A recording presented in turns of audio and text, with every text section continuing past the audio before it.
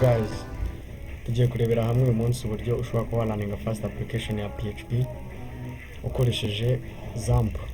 XAMPP ni package iri containing web server ya Apache na database server ya MySQL, so na PHP as a programming language na Perl.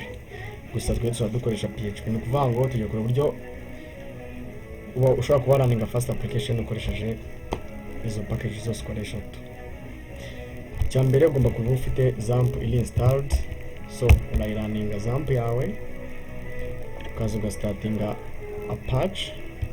Interface ya XAMPP ni ukwisa, ukaza ugastartinga Apache, ugastartinga na MySQL database server. Ukubona ko MySQL ikurunninga kuri port ya 3306, then Apache yo iri kurunninga kuri port ya 80, subsidiary kuri port ya 4043, gusa ikoresha port 80. So iyo umaze kuzirunninga uraza ugafungura code editor.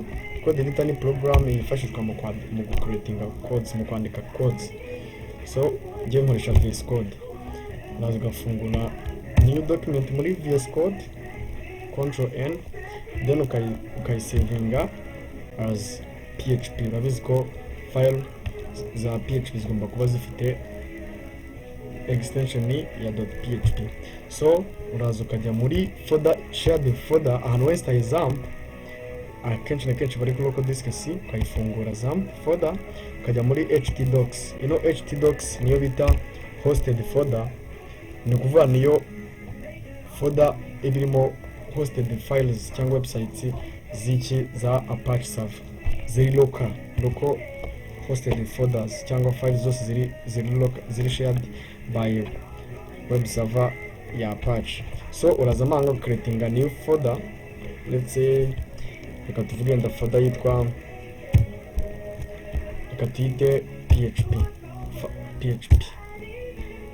class PHP online. So imaze ku creating winjiramo, then ugasavingamo ya file yawe, ukayisavingamo nka, let's say index.php. So ukayisavingamo, then ukaza ukandikamo hano muri PHP file. Ubu ni ukuvuga ngo PHP dushaka kwandika ziba zirimo hano, ukaza ukandikamo program ya PHP igomba gutangirwa gutya PHP, then ikaba closed gutya, then gutestinga wandika PHP info,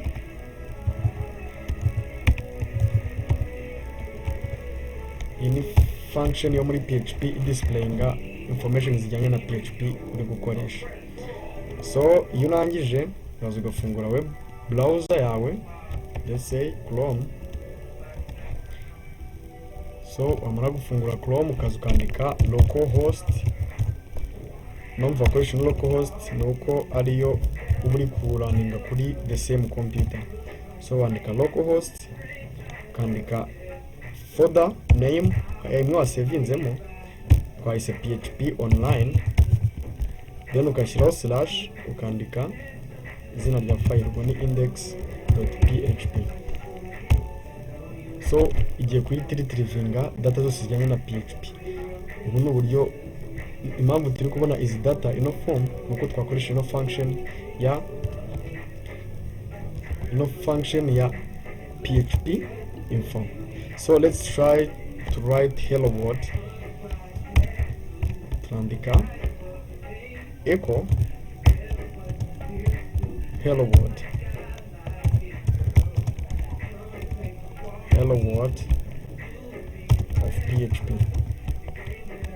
Ukasavinga, then ukaza ukarefreshinga ya document. You see kwandika hello world.php.